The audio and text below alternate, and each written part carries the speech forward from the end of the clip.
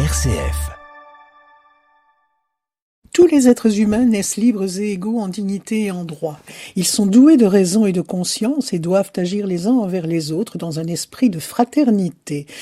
Vous les aurez reconnus, ce sont les premiers mots de la Déclaration universelle des droits humains, signée le 10 décembre 1948.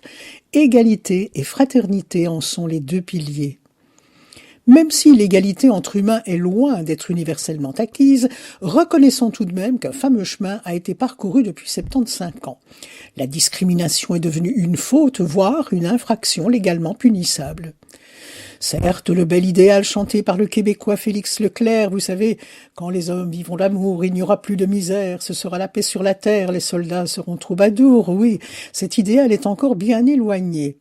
Le chanteur de la belle province poursuivait d'ailleurs ainsi « Mais nous serons morts, mon frère ». Si donc l'égalité a quand même réussi à gagner du terrain, qu'en est-il de la fraternité ? Eh bien, de ce côté-là, ce serait plutôt le silence radio.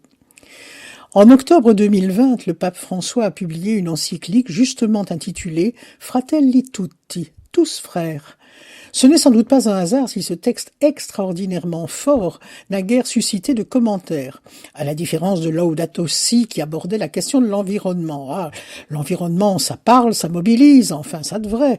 Et songez, un souverain pontife qui parle d'écologie, du jamais vu. Dans le monde catho et en dehors, on a salué cette encyclique bien davantage que les rapports du GIEC. Par contre, Fratelli Tutti est paru dans une relative indifférence. Preuve que la fraternité, ça ne fait pas vendre. Même que c'est un sujet connu, archi-connu chez les chrétiens, alors que le pape se fende de 100 pages là-dessus, rien de surprenant. Ce texte est pourtant certainement le plus politiquement décoiffant qu'ait écrit François. Il enfonce le clou là où ça fait mal. L'individualisme, le néolibéralisme, tous les conflits, guerres, inconscience historique, colonisation culturelle et autres maux de l'humanité.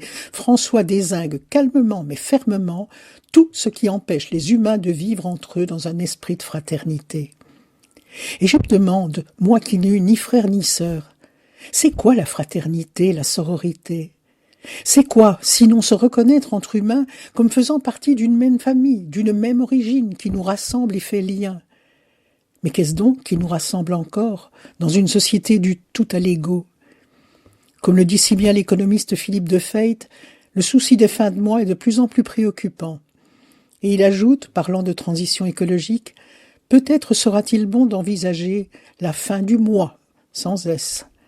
Parce que la fraternité, la sororité, c'est un jeu qui n'a de sens que d'être solidaire d'un nous. RCF est une radio de proximité. Votre radio locale vit grâce à vos dons.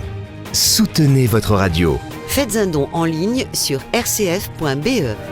Radio Don RCF, la joie de donner.